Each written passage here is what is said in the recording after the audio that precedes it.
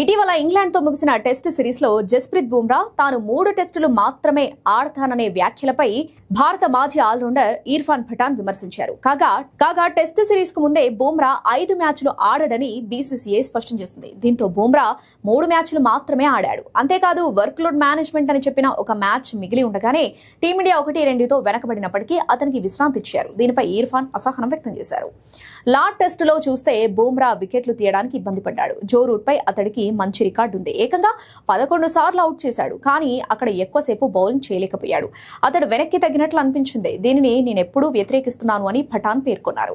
బుమ్రా కొన్ని సందర్భాల్లో బాగా రాణించినప్పటికీ జట్టు అంచనాలను అందుకోలేకపోయాడని పఠాన్ అన్నారు. ఇక బుమ్రా సీనియర్ ప్లేయర్ కాబట్టి మ్యాచ్లను గెలిపించాల్సిన బాధ్యత అతడిపై ఉంటుంది. కానీ బుమ్రా అది చేయలేకపోయాడు. పైగా బుమ్రా ఆడిన 3 టెస్టుల్లోనూ భారత్ విజయం సాధించలేకపోయింది. మీరు మ్యాచ్ విన్నర్ అయినప్పుడు ఖచ్చితంగా గెలిపించాలి, లేకపోతే జట్టులో ఆడటం వేస్ట్ అని ఇర్ఫాన్ పఠాన్ విమర్శించారు.